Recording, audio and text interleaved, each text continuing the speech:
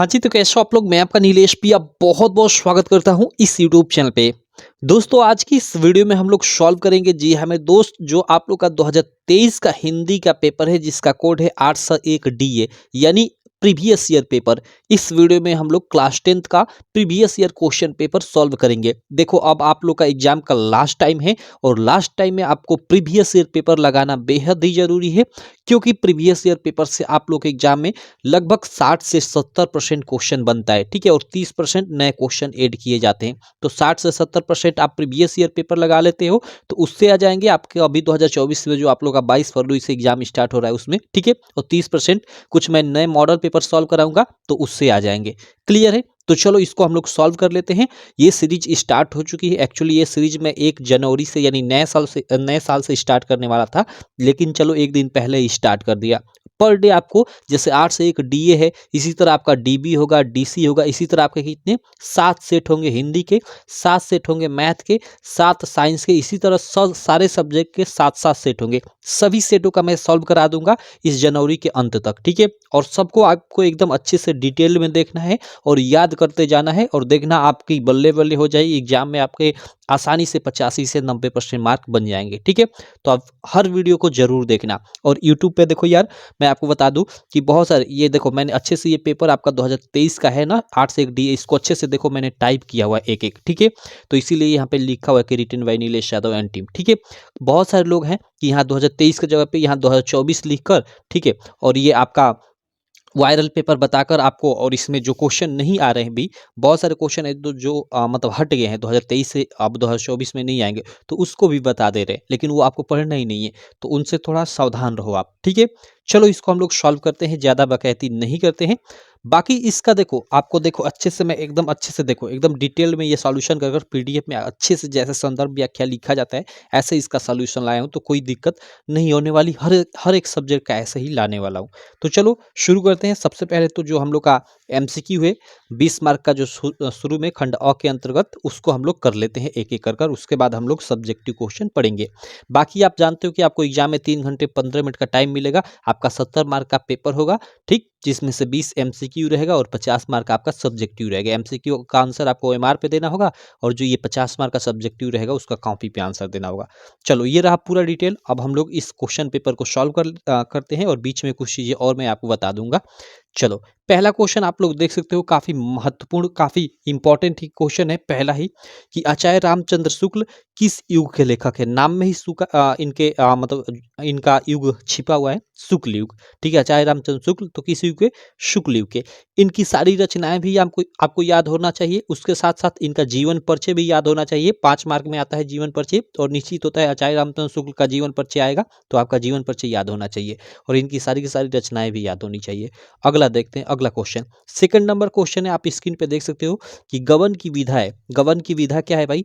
नाटक, एकांकी, उपन्यास या फिर कहानी। ये हम लोग का प्रश्न संख्या सेकेंड है। इसका सही ऑप्शन है उपन्यास। प्रेमचंद जी द्वारा लिखित गबन उपन्यास विधा की रचना है। तो इसका आप लोग मतलब विधा पूछा है तो उपन्यास, और लेखक का भी नाम याद रखना, उसके लेखक मीन्स गबन के लेखक कौन है? प्रेमचंद। ये भी पूछा जाता है एग्जाम में कि गबन के लेखक है तो प्रेमचंद। अगला प्रश्न है थर्ड नंबर, यहाँ पे स्क्रीन पे आप देख सकते हो कि कंकाल के लेखक कौन है। भाई कंकाल के लेखक कौन है? तो कंकाल, तितली, इरावती, ये जयशंकर प्रसाद जी की रचनाएं हैं, काफी फेमस रचनाएं हैं। तो ये आपका बी वाला ऑप्शन बिल्कुल राइट हो जाएगा। तो हमने 3 अभी एमसीक्यू कर लिया।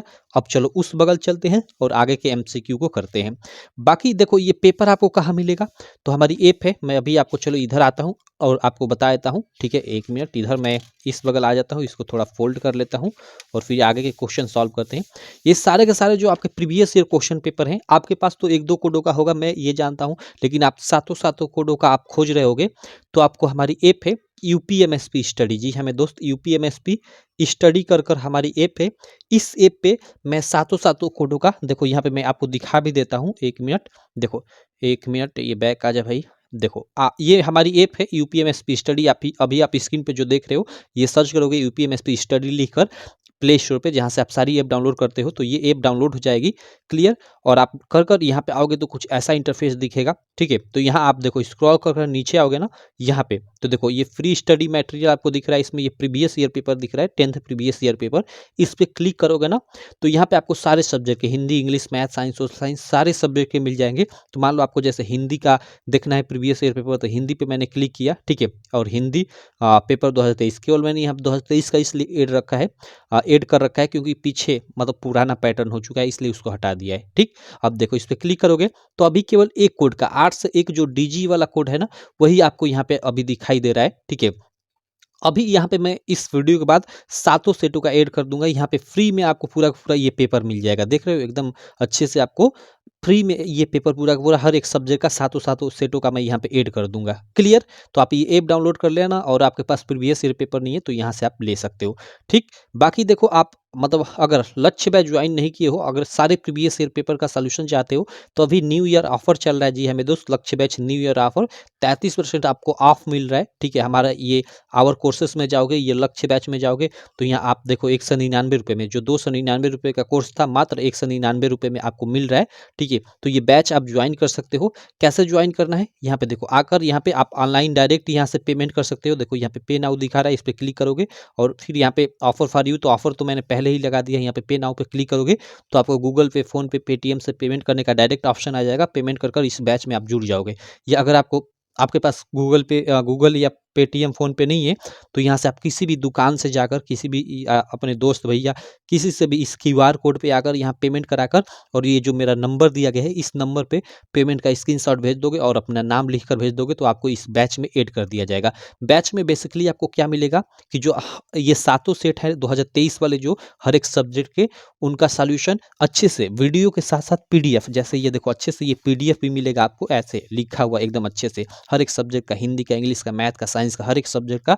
और उसके अलावा जो बोर्ड ने ऑफिशियल मॉडल पेपर जारी किया है, ठीक है, उसका सॉल्यूशन मिलेगा। और मैं अपनी तरफ से कुछ मॉडल पेपर मतलब बनाया हूं, उनका भी अच्छे से सॉल्यूशन मिल जाएगा। याद रखना वीडियो तो मिलेगा ही मिलेगा, साथ में आपको अंत में पीडीएफ जरूरी होगी, क्योंकि पीडीएफ आपके पास रहेगा तो कल आपका एग्जाम है ना, तो आज आप सारा रिवाइज भी कर लोगे। और साइड में आपको टेस्ट भी मिलेगा हर एक पेपर सेट का, जैसे डीए हो गया, डीबी हो गया, हर एक सेट का आपको 20-20 एमसीक्यू का टेस्ट भी मिलेगा, जिससे आपका मतलब टेस्ट दोगे तो सारी चीज़ें रिवाइज होती रहेंगी। तो इसलिए ये बैच आपको ज्वाइन करना जरूरी है, ठीक है। 299 प्राइस थी, लेकिन हैप्पी न्यू ईयर ऑफर में भाई कल से जो स्टार्ट हो रहा है उसमें 199 अब आज से ही मैंने लगा दी है ऑफर, मात्र 199 में मिल जाएगा। तो आप जल्द से जल्द ज्वाइन भी कर लो इस बैच को, ठीक है। चलो बहुत हुआ इसके बारे में, हम लोग आगे चलते हैं, आगे के क्वेश्चन को करते हैं। अगला क्वेश्चन है 4th नंबर की, कलम का सिपाही कृति है। कलम का सिपाही किस विधा की कृति है? मैं इसकी ओके, विधा नहीं पूछा है, कीर्ति है। और ऑप्शन दिया कि धर्मवीर भारती की, अज्ञेय की, ज्ञानेंद्र की, या अमृत राय की। तो सही ऑप्शन आपका ये डी वाला हो जाएगा, अमृत राय की, ठीक। कलम का सिपाही अमृत राय जी द्वारा लिखित। और इसकी कभी कभी विधा पूछ देता है, तो विधा भी याद रखना, जीवनी विधा। देखो मैं सारी चीजें डिटेल में बता रहा हूँ क्योंकि क्वेश्चन इसी से बनेगा। कलम का सिपाही यहाँ पे कृति पूछ दिया कि किसकी है, तो हो सकता है इस बार बना दे कि इसकी विधा क्या है। तो इसलिए सारे क्वेश्चन को मैं डिटेल में बता रहा हूँ, एक एक क्वेश्चन, ठीक। ऐसा नहीं कि बस बताया आगे चलता गया, ऐसा नहीं। अगला क्वेश्चन देखो, 5वां क्वेश्चन है कि शुक्ल युग की समयावधि है। शुक्ल युग की समयावधि हमें इस क्वेश्चन में बताना है, क्वेश्चन नंबर 5 में। तो यहाँ देखो शुक्ल युग की समयावधि 1919 से 1918, या 1919 से 1938 तक, या 1936 से 1943, या फिर 1850 से 1900 ईस्वी तक। ये हम लोग का क्वेश्चन नंबर 5 है, ठीक। तो इसके लिए हम लोग का बी वाला ऑप्शन सही हो जाएगा, 1919 से 1938 ईस्वी तक। आप लोग याद रखना, आपके एग्जाम में इस बार भी यही पूछेगा, यह क्वेश्चन निश्चित है पूछेगा, क्योंकि एग्जाम में आपका शुक्ल और शुक्लोत्तर युग, दो ही युग पढ़ना है। तो इनसे ही रिलेटेड आपका एग्जाम में गद्य पाठ वाले में पूछेगा, ठीक। चलो तो ये बी वाला आपका ऑप्शन सही हो जाएगा। अगला प्रश्न है प्रश्न संख्या 6 की साकेत रचना है। भाई साकेत रचना है, साकेत एक काफी प्रसिद्ध महाकाव्य है मैथिली शरण गुप्त जी का। तो ये डी वाला आपका बिल्कुल राइट ऑप्शन हो जाएगा। अगला प्रश्न है 7वां कि महादेवी वर्मा कवित्री हैं। ओके, महादेवी वर्मा कवित्री हैं, कभी यहाँ पे युग दी है, मतलब किस युग की। तो भाई महादेवी वर्मा, जयशंकर प्रसाद, ठीक है, सूर्यकांत त्रिपाठी निराला, ये सब क्षयवादी के आधार स्तंभ माने जाते हैं, तो ये क्षयवादी कवित्री हैं। क्लियर, तो ये आप याद रखना, क्षयवादी युग की कवित्री हैं। अगला प्रश्न है 8वां नंबर की गंगा लहरी रचना है। भाई गंगा लहरी किसकी रचना है? सीधे सीधे याद रखना, पद्माकर की। ठीक है, 8वें का आपका बिल्कुल ए ऑप्शन सही हो जाएगा। उसके बाद प्रश्नोत्तर संख्या 9 है। ये भी निश्चित है आप लोग के एग्जाम में क्वेश्चन आना ही आना है। ठीक है, वेरी वेरी ये इंपॉर्टेंट है। आधुनिक काल की समय सीमा, तो आधुनिक काल की जो समय सीमा है 1843 से अब तक का जो समय है उसे आधुनिक काल माना जाता है। तो ये आपका डी वाला ऑप्शन बिल्कुल राइट हो जाएगा। क्लियर, चलो उसके बाद प्रश्न संख्या 10 है कि महादेवी वर्मा की रचना नहीं है। महादेवी वर्मा की रचना नहीं है, इनमें से हमें बताना है। देखो, आपको महादेवी वर्मा की, जयशंकर प्रसाद की, आचार्य रामचंद्र शुक्ल की सारी रचनाएं याद होनी चाहिए, क्योंकि ये बहुत ही मतलब इंपॉर्टेंट लेखक और कवि हैं। ठीक, तो इनका सारा का सारा जितना भी रचना है भाई सारा याद होना चाहिए। देखो, महादेवी वर्मा की रचना नहीं है निहार, शांतगीत, युगांत या फिर दीपशिखा। अब देखो यहाँ आपका सही ऑप्शन क्या होगा? तो देखो, निहार, शांतिगीत और दीपशिखा, ये जो तीनों रचनाएं हैं ना, ये महादेवी वर्मा की काफी फेमस रचनाएं हैं। लेकिन जो युगांत है ना, ये नहीं है भाई, इनकी रचना नहीं है। ये आई थिंक सूर्यकांत त्रिपाठी निराला जी की है। ठीक है, तो ये आपका नहीं है, जो नहीं है उसे छांटना था, तो ये नहीं है, तो आपका ये सही ऑप्शन हो जाएगा। ओएमआर शीट में 10वें का ये आप सी भरोगे। क्लियर है, चलो प्रश्न संख्या 10 भी हो गया।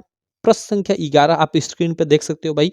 प्रश्न संख्या 11 है कि हास्य रस का स्थायी भाव है। Very very important question. Okay, अब यही 11वें प्रश्न से जो 10 प्रश्न थे एमसीक्यू में शुरू के, वो हिंदी के गद्य और पद्य के प्रमुख लेखकों और कवियों के जीवन से, उनकी रचनाओं और विधाओं से संबंधित प्रश्न थे। अब आगे के आपके एक तरह से व्याकरण से संबंधित प्रश्न होंगे। तो देखो, पहला इसमें आपका रस से प्रश्न हो गया। तो देखो, हास्य रस का भाई इसमें हमें अस्थायी भाव बताना है।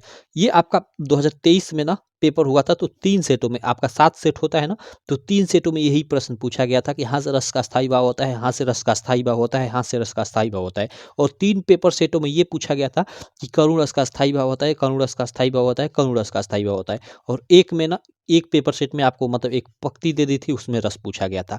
तो इसलिए ये काफी इंपॉर्टेंट बन जाते हैं। तो हास्य रस का स्थायी भाव हास होता है, आप सीधे सीधे याद रखना। और करुण रस जो होता है उसका मतलब अस्थायी भाव करुणा या दया होता है। ठीक, करुणा। ठीक, चलो, तो हास्य रस का स्थायी भाव हास्य होता है भाई, जिसको आप हास्य भी बोल सकते हो। क्लियर, चलो अगला प्रश्न देखते हैं।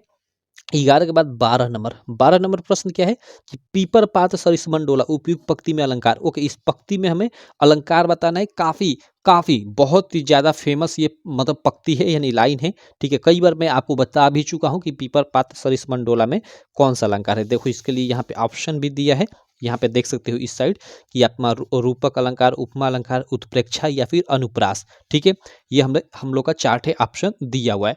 तो इसके लिए आपका सही ऑप्शन हो जाएगा उपमा अलंकार। ठीक है, पीपर पात सरिस मंडोला में उपमा अलंकार है। बाकी चलो हम लोग आगे चलते हैं। अगला प्रश्न संख्या 13। अब देखो, ये छंद से आपका प्रश्न हो गया। छंद में याद रखना, आप लोग का 2 ही छंद आएगा एग्जाम में, कि तो रोला कि तो सोरठा। यही 2 से आपके एग्जाम में प्रश्न पूछेगा, आपके सिलेबस में यही है।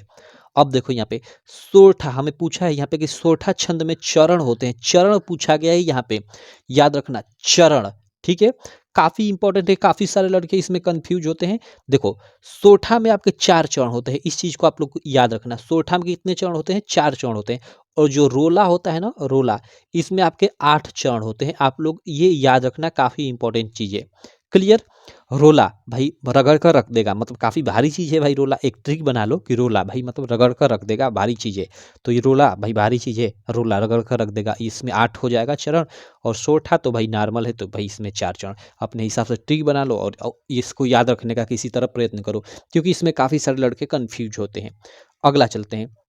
देखो, और सोरठा जो होता है इसमें केवल 2 पंक्ति आपको देखने को मिलेगी, मतलब ऐसे कर कर, ठीक है, और ऐसे कर कर। देखो, मतलब ये एक पंक्ति लिखी रहेगी और फिर कामा, और यहाँ पे मतलब कुछ लिखा रहेगा, और बीच में एक कामा है, तो ये पहला चरण, ये दूसरा चरण। फिर दूसरी पंक्ति में ऐसे कुछ लिखा रहेगा, ठीक है, और फिर कामा, और फिर यहाँ पे कुछ लिखा रहेगा, यानी ये तीसरा और ये चौथा। तो सोरठा में इस प्रकार 4 चरण होते हैं। और कितनी पंक्तियाँ? तो 2 पंक्तियाँ। और वही आपका रोला में कितनी पंक्तियाँ होती हैं भाई? 4 पंक्तियाँ होती है, और कुल 8 चरण होते हैं। चरण आपको समझ में आ गया? जैसे ये ऐसे लिखा होता है कुछ, और कामा कर कर यहाँ पे लिखा होता है, ये पहली पंक्ति में। तो यहाँ कामा यानी एक तरफ ये चरण और एक ये चरण, इसको चरण बोला जाता है, और ये पूरी एक पंक्ति होती है। चलो अगला चलते हैं भाई, अगला 13 के बाद 14 नंबर प्रश्न करते हैं। उपदेश शब्द में प्रयुक्त उपसर्ग है। ओके, अब देखो आपके एग्जाम में दो चीजें होती हैं, उपसर्ग प्रत्यय। तो 2024 बोर्ड एग्जाम जो है उसके सिलेबस से आपका उपसर्ग तो है लेकिन प्रत्यय खत्म कर दिया गया है। जैसे ये प्रत्यय के भेद हैं तो देखो मैंने स्टार मार्क लगा दिया है, ये प्रश्न आपके एग्जाम में नहीं पूछेगा क्योंकि प्रत्यय आपके सिलेबस से हटा दिया गया है, केवल उपसर्ग को रखा गया है। क्लियर? तो प्रत्यय के ऐसे तो दो भेद होते हैं, ठीक है, लेकिन ये आपके एग्जाम में अब प्रश्न नहीं पूछेगा तो इसको छोड़ते हैं। तो प्रश्न संख्या 14 है कि उपदेश शब्द में उपयुक्त उपसर्ग है। उपसर्ग क्या होता है? जो किसी शब्द के पहले लगकर उसका अर्थ परिवर्तित कर दे, वही क्या होता है? आपका उपसर्ग होता है भाई। तो देखो उपदेश, देश में आपका जो उपसर्ग लगा है यहाँ पे उप, उस लगकर इस देश का अर्थ ही परिवर्तित कर दिया, उपदेश कर दिया है। उपदेश का मतलब कि भाई कुछ और होता है भाई, और देश का मतलब अर्थ देश होता है भाई, एक राष्ट्र होता है, तो उसका अर्थ ही परिवर्तित कर दिया है ये उप लगकर। तो यहाँ कौन सा उपसर्ग हो जाएगा? उप हो जाएगा। बाकी ये प्रश्न नहीं पूछेगा। अगले प्रश्न पे चलते हैं। यहाँ पे देखो हानि लाभ में समास बताना है। समास का यहाँ एक क्वेश्चन निश्चित है और आपका द्वंद्व या द्विगु समास से लगभग निश्चित होता है। तो देखो हानि लाभ, इसका आप समास विग्रह करोगे तो हानि या लाभ, मतलब यही होगा ना, समास विग्रह करो तो हानि या लाभ, या ये भी कह सकते हो कि हानि और लाभ। ठीक, तो ऐसे जिसमें का समास विग्रह करो और बीच में और अथवा या आ जाए, ठीक, तो वहां पे आपका क्या होता है? वहां पे आपका आपका द्वंद्व समास होता है। ठीक है, आपका कौन सा समास होता है भाई? वो आपका द्वंद्व समास होता है। और जैसे आपका माता पिता हो गया, काफी ये भी फेमस है, माता पिता यानी माता या पिता, या इसको ये भी कह सकते हो कि माता और पिता, तो इसमें भी आपका द्वंद्व समास हो जाएगा। एक होता है आपका द्विगु समास। द्विगु समास चूंकि संख्या बोधक होता है, जैसे त्रिभुज यानी तीन भुजाओं वाला, तो अब त्रिभुज कहीं दे दे कि त्रिभुज में समास है तो आपका द्विगु समास हो जाएगा। तो द्वंद्व समास द्विगु समास में अंतर क्लियर? इसमें काफी सारे लड़कों को कंफ्यूजन होती है, इसको आप अच्छे से देख लेना, आपके एग्जाम में इन्हीं दोनों का पूछा जाएगा। अगला चलते हैं। अगला प्रश्न है 17 नंबर प्रश्न, आप देख सकते हो स्क्रीन पे भाई। 17 नंबर प्रश्न है कि मछली का पर्यायवाची है। मछली का हमें पर्यायवाची बताना है, द्विज, मीन, रसना या फिर मूढ़। ठीक है, प्रश्न संख्या ये हम लोग का 17 है। तो देखो इसका सही ऑप्शन आपका हो जाएगा बी वाला ऑप्शन, मीन। मीन, मछली को ही मीन कहा जाता है। ठीक है, तो मछली का पर्यायवाची है तो मीन, आप लोग याद रखना। बाकी 18 नंबर प्रश्न देखो, ये आपका संधि आपके एग्जाम में नहीं आएगा, खत्म कर दिया गया हिंदी में, हालांकि संस्कृत के पेपर में आएगा। ठीक है, ये आपका मधु शब्द का द्वितीय विभक्ति बहुवचन रूप है, यानी ये मधु या लता या फिर नदी, ये जो शब्द रूप था ये भी नहीं आएगा। और जो ये आपका पठिताम यानी ये धातु रूप है, लिख धातु, हंस धातु, पठ धातु होता था ना, ये भी नहीं आएगा। अब कहोगे कि अब तो यहाँ कौन से प्रश्न आएंगे भाई? तो इनके जगह पे नया टॉपिक ऐड किया गया है, आपको मैं बता दूं, आपने मतलब अपना नया सिलेबस आप देखे होंगे तो आप जानते होंगे। वाक्य का स्वरूप, फर्स्ट टॉपिक आपका वाक्य का स्वरूप, सेकंड आपका वाच्य वाला, पहला वाक्य का स्वरूप, सेकंड आपका वाच्य वाला, वाच्य परिवर्तन वाला, और थर्ड एक आपका जुड़ा है वाक्य का स्वरूप, वाच्य, और एक विकारी और अविकारी शब्द। ये तीन नए टॉपिक जुड़े जुड़े हैं यहाँ पे, तो उन तीन नए टॉपिक से यहाँ पे प्रश्न पूछा जाएगा। क्लियर है? आई होप आपको समझ में आ गया होगा सारी चीजें। तो ये आपका जो ये मतलब संधि है नहीं पूछा जाएगा, ये जो शब्द रूप है ये भी नहीं पूछा जाएगा। हाँ, हालांकि सर्वनाम शब्द रूप पूछा जाएगा। सर्वनाम शब्द रूप मीन्स उसमें आपका तद और युष्मद आता है, जो दो आता है ना सर्वनाम, तद और युष्मद। तद मीन्स वह, युष्मद मीन्स तो मतलब वही तुम। ठीक, तो इनका आएगा, केवल इनका दो का ही आएगा, बाकी इनका अब नहीं आएगा। जैसे मधु का, लता का, नदी का जब होता था ना, ये सब ये नहीं आएगा। तो चलो, आशा करता हूँ आपको समझ में आ गया होगा सारी चीज़ें यहाँ पे बिल्कुल डिटेल में।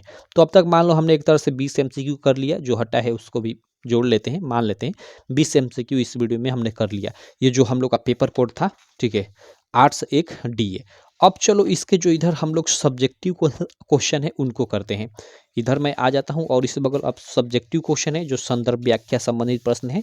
ठीक है, इनका आंसर आपको अच्छे से डिटेल में कॉपी पे लिखना होगा। अब तक तो जो MCQ थे उनका आपको आंसर वो मार्कशीट पे भरना होगा। तो चलो, अब ये खंड क था इधर, और ये आपका खंड ख हो गया। खंड ख के अंतर्गत आप 50 मार्क का आपका सब्जेक्टिव प्रश्न आएगा। तो इसमें जो पहला प्रश्न होगा, ध्यान देना, जो पहला प्रश्न होगा वो आपका गद्यांश से संबंधित प्रश्न होगा। मीन्स यहाँ पे दो गद्यांश दिया रहेगा, एक यहाँ पे देखो गद्यांश दिया है और इससे रिलेटेड 3 ठे प्रश्न पूछा रहेगा, और अथवा कर कर यहाँ पे एक गद्यांश दिया रहेगा और इससे रिलेटेड यहाँ पे 3 ठे प्रश्न पूछा रहेगा। ठीक है, तो इन दोनों में से कि तो आप इस गद्यांश को पढ़कर इन 3 प्रश्नों का उत्तर दो या इस गद्यांश को पढ़कर इन 3 प्रश्नों का उत्तर दो। अगर तीनों प्रश्नों का उत्तर देते हो तो 2 + 2 + 2 यानी आपको 6 मार्क यहाँ से मिल जाएगा, या इसका भी उत्तर देते हो तो 2, 2, 2 यानी 6 मार्क आपको मिल जाएगा। क्लियर है? तो आपको केवल एग्जाम में एक ही करना होगा कि तो ये ऊपर वाला करो कि तो नीचे वाला करो, लेकिन चलो मैं दोनों आपको सॉल्व करा देता हूँ, क्योंकि क्या पता भाई किसी के पेपर सेट में ये पूछेगा, किसी के पेपर सेट में ये पूछेगा, तो इसलिए सारी चीज़ों को सॉल्व करना बेहद ही जरूरी है। तो चलो पहला हम लोग देख लेते हैं भाई। जो पहला गद्यांश है वो आप देख सकते हो, यह क्या है कि आज हम इसी निर्मल शुद्ध शीतल और स्वस्थ अमृत की तलाश में हैं। ओके, इतना अंडरलाइन किया हुआ है।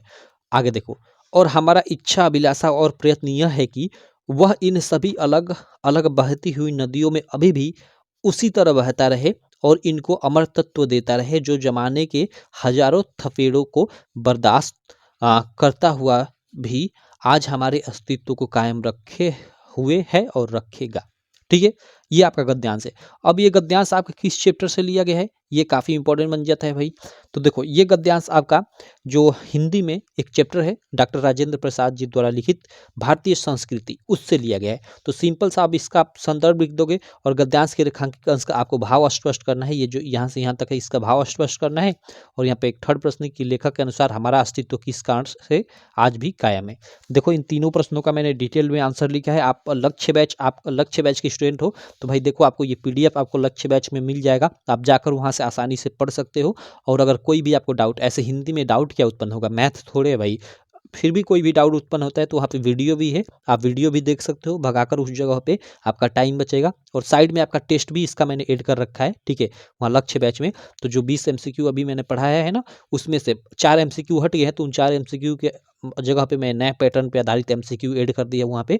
तो 20 MCQ का आप जाकर वहाँ टेस्ट भी दे सकते हो। तो जितने लोग टेस्ट नहीं दिए हो, जाकर वहाँ पे टेस्ट दो, आपका सारा क्वेश्चन याद भी हो जाएगा और टेस्ट का सॉल्यूशन भी अंत में दिया गया है। ठीक, वहाँ पे आप टेस्ट दोगे तो आपकी रैंक भी दिखाएगी कि आपने कितने समय में कितना क्वेश्चन किया, आपकी कितने लड़कों में से कितनी रैंक आई हुई है। तो आप जाकर जरूर टेस्ट देना।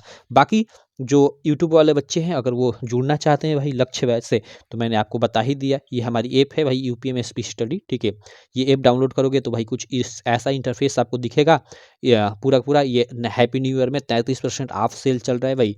इससे अच्छा मौका नहीं मिलेगा आपको। यहाँ आओगे और कोर्सेज में जाओगे, क्लास 10 में जाओगे और यहाँ पे आपको 199 रुपये दिखाएगा, जिसकी प्राइस थी 299, मात्र 199 कर दिया गया है। इस पर आपको क्लिक करना है और क्लिक करने के बाद देखो यहाँ पे आपको पेमेंट का ऑप्शन दिया जाएगा। यहाँ पे नाउ पे आप डायरेक्ट भी पेमेंट कर सकते हो, या फिर आपके पास गूगल पे फ़ोन पे नहीं है तो आप यहाँ से अपने चाचा भाई या पापा या किसी से भी किसी दुकान कैफ़े पे जाकर यहाँ पे आप 199 रुपये का पेमेंट कराकर इस QR कोड पे, और ये जो नंबर दिया गया है इस नंबर पे आप पेमेंट का स्क्रीनशॉट भेजवा देना और अपना मतलब नाम लिख कर भेज देना, आपको बैच में ऐड कर दिया जाएगा। यहाँ से एडमिन पैनल से मैं ओपन कर दूंगा तो ये आपका बाई नाउ का ऑप्शन भी हट जाएगा।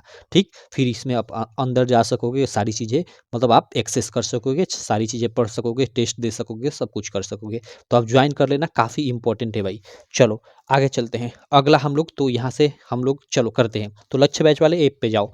अब देखो आगे हम लोग देखते हैं, उपयुक्त गद्यांश का संदर्भ लिखिए। तो मैंने बताया कि ये आपका डॉक्टर राजेंद्र प्रसाद जी द्वारा लिखित भारतीय संस्कृति चैप्टर से लिया गया है। तो सिंपल इसका आप संदर्भ लिख दो, ठीक है, संदर्भ हेडिंग डालकर आप लिख दो कि प्रस्तुत गद्यांश हमारी पाठ्य पुस्तक हिंदी के भारतीय संस्कृति नामक पाठ से लिया गया है, जिसके लेखक डॉक्टर राजेंद्र प्रसाद हैं। ऐसे आप लिख दो, आपका काम हो गया, आपको 2 मार्क इसका मिल जाएगा। अब देखो यहाँ पे रेखांकित अंश का भाव स्पष्ट करना था कि आज हम इसी निर्मल शुद्ध शीतल और स्वस्थ अमृत की तलाश में हैं। इसका हमें मतलब क्या करना है कि भाव स्पष्ट करना है। थोड़ा ये कठिन हो जाता है, ठीक है, ये चैप्टर वाला, लेकिन चलो इसका भाव स्पष्ट कर लेते हैं। तो रेखांकित अंश का भाव, ठीक, ऐसे लिख दोगे और लिखोगे कि निम्न रेखांकित अंशों के माध्यम से डॉक्टर राजेंद्र प्रसाद कहते हैं कि भारतीय संस्कृत रूपी विशाल सागर में आकर गिरने वाली इन नदियों में एक ही भाव से शुद्ध स्वच्छ शीतल तथा स्वास्थ्यप्रद जल अमृत के समान प्रवाहित होता रहता है। ऐसे लिख दोगे, बस आपका काम हो गया। इसका 2 मार्क आपको मिल जाएगा। और एक थर्ड आपका जो प्रश्न है कि लेखक के अनुसार हमारा अस्तित्व किस कारण आज भी कायम है, तो इसका लिख दोगे आप कि लेखक के अनुसार जल के कारण हमारा अस्तित्व आज भी कायम है, ये लिख दोगे। इसका आंसर थर्ड वाले का हो जाएगा और इसका 2 मार्क यानी 6 मार्क आपको मिल जाएगा यहाँ से। चलो, तो ये हम लोग का ये पहला गद्यांश हो गया। चलो, ये अथवा वाला भी कर लेते हैं, हालांकि आपको एग्जाम में कोई एक ही करना होगा, तो इसको भी कर लेते हैं। अब देखो, ये काफ़ी आसान है, ये थोड़ा मतलब कठिन था, तो ये आसान है, आप आसानी से पकड़ भी लोगे। जैसे, यह कोई बात नहीं है कि एक ही स्वभाव और रुचि के लोगों में ही मित्रता हो सकती है। देखो, ये आपका मित्रता वाले चैप्टर से, तो आसानी से इसका संदर्भ लिख लोगे, व्याख्या कर लोगे। आगे देखो, लिखा गया है कि समाज में विभिन्नता देखकर लोग एक दूसरे की ओर आकर्षित करते हैं, और इसको आपका हाईलाइट किया गया है, रेखांकित किया गया है। आगे देखो, जो गुण हम में नहीं है, हम चाहते हैं कि कोई ऐसा मित्र मिले जिसमें वो गुण हो। चिंताशील मनुष्य प्रफुल्लित चित्त का सार ढूंढता है, निर्बल बलि का धीर उत्साही का। ठीक, ये आपका गद्यांश है। अब इसका संदर्भ लिखना है। रेखांकित यहाँ है कि समाज में विभिन्नता देखकर लोग एक दूसरे को आकर्षित होते हैं, एक दूसरे की ओर आकर्षित होते हैं, उसकी आपकी व्याख्या करनी है। और व्यक्ति एक दूसरे की ओर क्या क्या देखकर आकर्षित होते हैं, ये थर्ड क्वेश्चन है। तो सिंपल, चलो इन तीनों का आंसर मैं आपको बता देता हूँ। यहाँ पे देखो, यहाँ पे संदर्भ आप लिखोगे कि प्रस्तुत गद्यांश हमारी पाठ्य पुस्तक हिंदी के मित्रता नामक पाठ से लिया गया है, जिसके लेखक आचार्य रामचंद्र शुक्ल हैं। सिंपल, ये आपका गद्यांश का संदर्भ हो गया। अब इसका हमें रेखांकित अंश की व्याख्या करना है। समाज में विभिन्नता देखकर लोग एक दूसरे की ओर आकर्षित होते हैं, इसकी हमें व्याख्या करना है। तो देखो, इधर हमने व्याख्या की हुई है। 1 मिनट, मैं इस बगल आ जाता हूँ। चलो, यहाँ पे रेखांकित अंश की व्याख्या। अब देखो, इसका आप बनाकर एकदम अच्छे से डिटेल में लिख सकते हो। रेखांकित अंश की व्याख्या देखो, थोड़ी सी लाइन है, लेकिन बनाकर इतना मैंने लिख दिया। हालांकि इतना बहुत ज़्यादा है, आप 1-2 लाइन कम भी लिखते हो तो आपका काम चल जाएगा। देखो, आप लिखोगे कि निम्न रेखांकित अंशों के माध्यम से लेखक आचार्य रामचंद्र शुक्ल कहते हैं कि समाज में विभिन्नता देखकर लोग एक दूसरे की ओर आकर्षित होते हैं। जो लाइन थी उसी को सेम मैंने यहाँ पे उतार दिया। अब इसका आगे लिख दोगे ऐसे कि अर्थात एक व्यक्ति के पास जो गुण नहीं है, वो दूसरे व्यक्ति के गुण को देखकर उसकी तरफ उस गुण को सीखने हेतु आकर्षित होता है। अतः ऐसा नहीं है कि समान रुचि वाले लोगों में ही मित्रता होगी, ठीक है, बल्कि अलग अलग रुचि रखने वाले लोगों में भी मित्रता हो सकती है। ऐसे आप लोग लिख दोगे, इसका आपको 2 मार्क मिल जाएगा। व्याख्या अपने मन से बनाकर लिख दोगे ऐसे, ठीक है। जो भी रेखांकित अंश था उसको लेकर कर और अपने मन से बनाकर लिख दो, आपको 2 मार्क मिल जाएगा। और थर्ड प्रश्न जो हम लोग का था, उसका उत्तर थर्ड प्रश्न था कि व्यक्ति एक दूसरे की ओर आकर्षित क्या देखकर आकर्षित होते हैं भाई। तो व्यक्ति एक दूसरे की ओर विभिन्नता देखकर आकर्षित होते हैं। विभिन्नता मीन्स जैसे मान लो हमारे पास पास कुछ गुण नहीं है, दूसरे व्यक्ति के पास है, तो हम उस व्यक्ति के पास आकर्षित होते हैं उस गुण को सीखने के लिए। सिंपल है, ठीक है। चलो, तो ये तीनों प्रश्नों का उत्तर हो गया। अब ये हम लोग का पहला पद मतलब जो रहा ना, मतलब ये प्रश्न इसमें जो सब्जेक्टिव था, इसमें ये गद्यांश संबंधित प्रश्न था। अब हम पद्यांश संबंधित प्रश्न में चलते हैं। जो सेकेंड प्रश्न रहेगा, सेम गद्यांश जैसे दिया था उसी तरह अभी यहाँ पे पद्यांश दिया रहेगा। कोई मतलब 2 ठे यहाँ पे देखो, एक दिया है यहाँ तक और इससे रिलेटेड 3 ठे प्रश्न पूछेगा, और अथवा कर कर यहाँ एक प्रश्न मतलब आपका पद्यांश दे रहेगा दिया रहेगा, और इससे रिलेटेड 3 ठे प्रश्न पूछेगा, ठीक है। इसमें भी सेम वही गद्यांश का संदर्भ लिखने को बोलता है, रेखांकित अंश की व्याख्या, और एक यहाँ पे प्रश्न पूछ देता है।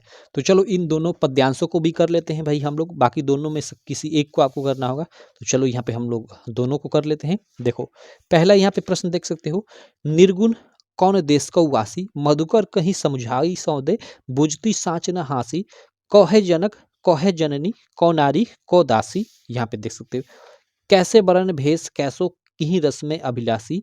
ओके, यहाँ तक आप पढ़े हो तो आपको मालूम चल गया होगा, या पहले ही लाइन से मालूम चल गया होगा। यहाँ पे देखो, निर्गुण की बात कर रहा है, निर्गुण ब्रह्म, तो ये आपका यहीं पे निर्गुण कौन देश को वासी, ठीक है, मधुकर कहीं समझाओ दे, यहीं से आपको मालूम चल गया होगा। ये सूरदास जी वाला, जो सूरदास जी वाला लिखित आपका जो चैप्टर है ना, ठीक है, जो पद है, ठीक है, सूरदास जी द्वारा लिखित जो चैप्टर है पद, उसी से ये पंक्तियाँ ली गई हैं मेरे भाई, ठीक है।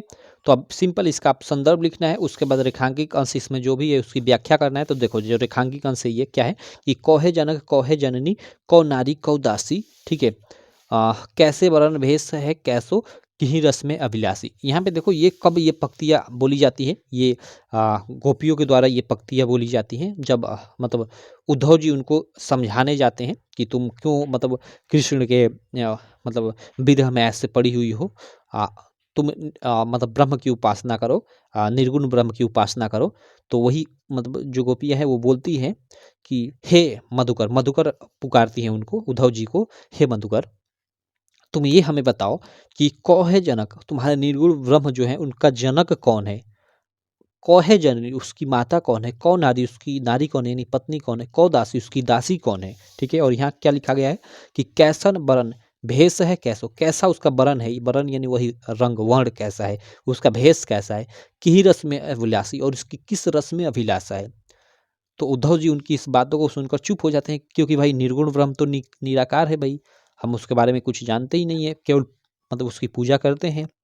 तो वो चुप हो जाते हैं, एक तरह से उनकी बोली वो बंद कर देती हैं। तो सिंपल यही यहाँ पे मतलब लिया गया है ये पंक्तियाँ। तो उपयुक्त पद्यांश का आपको संदर्भ लिखना है, तो संदर्भ आप लिख दो। देखो यहाँ पे संदर्भ लिखा गया है, तो यहाँ पे देखो 1 मिनट भाई, चलो यहाँ पे संदर्भ प्रश्नोत्तर संख्या 2 का फर्स्ट का यहाँ पे देखो संदर्भ कि प्रस्तुत पद्यांश हमारी पाठ्य पुस्तक हिंदी के पद नामक पाठ से लिया गया है, जिसके रचयिता सूरदास है। अब देखो यहाँ रचयिता शब्द यूज करोगे, गद्यांश में आपको लेखक यूज करना था, यहाँ पे रचयिता यूज करोगे। ठीक है, याद रखना। और यहाँ गद्यांश में यहाँ गद्यांश लिख रहे थे, लेकिन अब यहाँ पद्यांश लिखोगे, बस इतना अंतर है।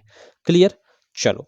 तो आपका ये संदर्भ हो गया। अब रेखांकित अंश की व्याख्या इसका करना है भाई, जो यहाँ अभी मैंने बताया था। तो रेखांकित अंश की व्याख्या में आप लोग लिखोगे, रेखांकित अंश की व्याख्या हेडिंग डालकर कि निम्न पद में उद्धव गोपियों को निराकार ब्रह्म की आराधना करने को कहते हैं, तब गोपियां उद्धव को मधुकर यानी वही भ्रमर भंवरा नाम से संबोधित करती हुई पूछती हैं कि हे मधुकर, आप यह बतलाओ कि उस निर्गुण ब्रह्म का पिता कौन है, उसकी माता का क्या नाम है, उसकी पत्नी और दासियां कौन कौन है, उस निर्गुण ब्रह्म का रंग कैसा है, उसकी वेशभूषा कैसी है, और उसकी किस रस में रुचि है, यानी उसकी किस रस में अभिलाषा है।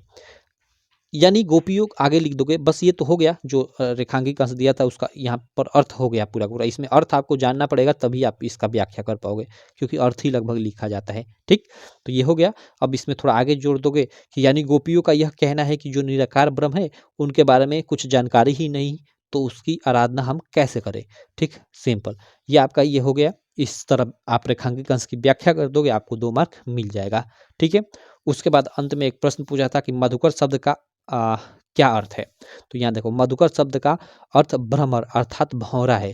गोपियाँ उद्धव को भ्रमर की संज्ञा से पुकारती हैं। सिंपल, ये आप ऐसे लिख दो, आपको इसको 2 मार्क मिल जाएगा, तो आपको 6 मार्क मिल जाएगा। बाकी चलो अगला जो प्रश्न है उसको कर लेते हैं। इसमें जो अथवा वाला है भाई उसको भी कर लेते हैं, ये अथवा वाला जो प्रश्न है इसको भी कर लेते हैं हम लोग। अब देखो यह क्या है, आपको एक ही करना होगा।